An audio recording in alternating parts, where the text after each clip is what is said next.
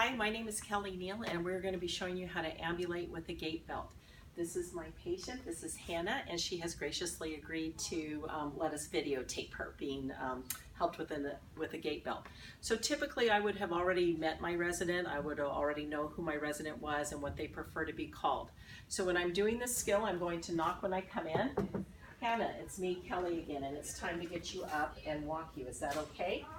So she's saying yes, so I'm going to get my supplies. The only supply I need for this skill is a gait belt. So what I'm going to do with the gait belt, before I actually get her up to walk her with the gait belt, there are a few things I want to make sure that I do. One, I want to pull the privacy curtain. So I'm going to pull the privacy curtain only on this side since we're videotaping this, so we don't lock it. Then I'm going to go ahead and come, and you'll notice in your state competency book there are a few steps that say before ambulating you will do this, before ambulating you will do this. It doesn't matter which order you do those steps in, so long as you do them before you ambulate. So one of the steps is it says that I'm going to check the bed to make sure it's locked. So I can check it by just, it's locked here, or I can look on for the lock bar and make sure it's locked. But I want to check and make sure that the bed is actually locked. I've pulled my privacy curtain. Now I'm going to go ahead and I'm going to sit her up. So the way you're going to sit a patient up will depend really on how mobile your patient is, but I'm going to go ahead and sit her up in a somewhat sitting position already. And you might notice that on some of the newer beds, when you sit a patient up, the feet automatically notch up as well. So once I get her sitting up some, then I'm going to lower the feet back down.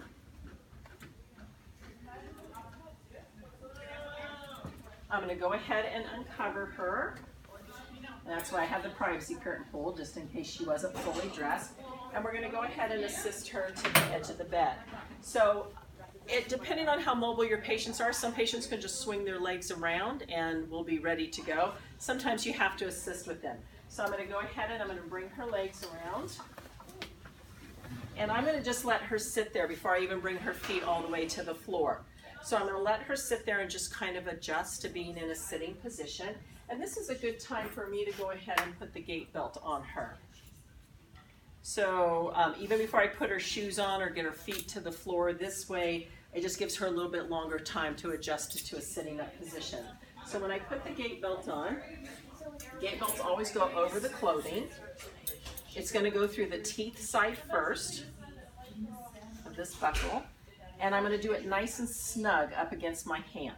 Because as soon as she stands up, she'll kind of suck in and it will automatically want to slide. So you want this nice and snug. So I'm going to cinch that down and I'm going to run it through here. And then I don't want a lot of excess strap dangling, so I'm just going to go ahead and leave this right here. Now I'm going to slip her shoes on.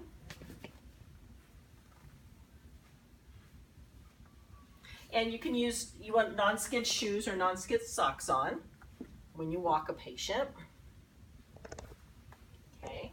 Now, before I stand her up, I want to make sure that her feet are flat on the floor.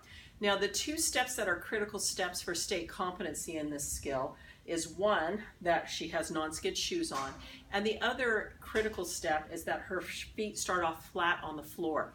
If I try to stand her up when her feet are still dangling off the floor like this, her feet can swing behind her and she can just pitch all the way forward. So I'm going to hold on to this gait belt and I'm going to have her slide up a little bit until her feet are flat on the floor.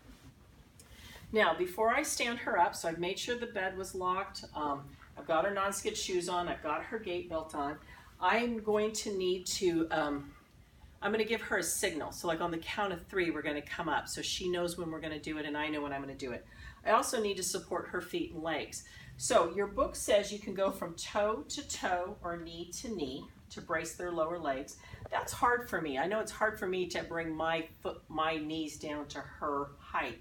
So what I like to do is go toe to toe, knee to knee, and that's a little easier for me. I'm going to tell her that on the count of 3, I want her to push up. I never let a patient put their hands up around my shoulders. Sometimes you'll see some of the CNAs say, oh, they'll tell the patient, give me a hug, and they'll let the patient put their hands up around their neck. If your patient starts to fall, it is instinctive to save yourself, and they are going to try to grab the first thing they can reach onto, and if your neck is the closest thing, you're going to end up with a neck injury. So on the count of 3, we're going to come up. 1, 2, 3. You feel okay? Yes.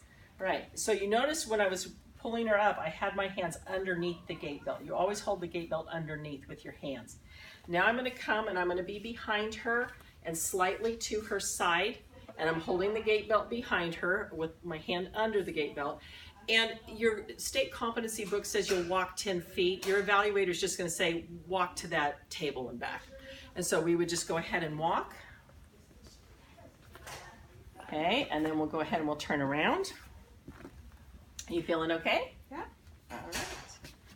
So then I'm going to have Hannah back up to here, and I'm going to have her go ahead and sit down. I'll take the gait belt off.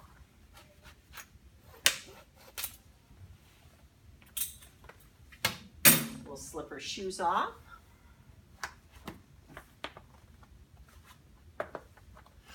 And we'll assist her back to bed. Okay.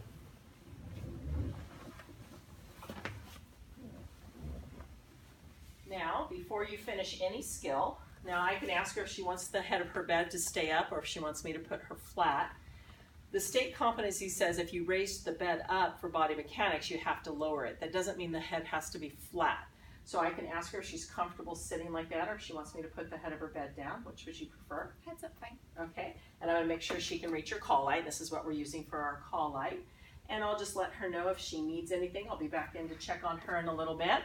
I'm going to come over and I'm going to pull my privacy curtain back. And then I'm all done with that skill, so I'm going to turn to my evaluator and say I would wash my hands.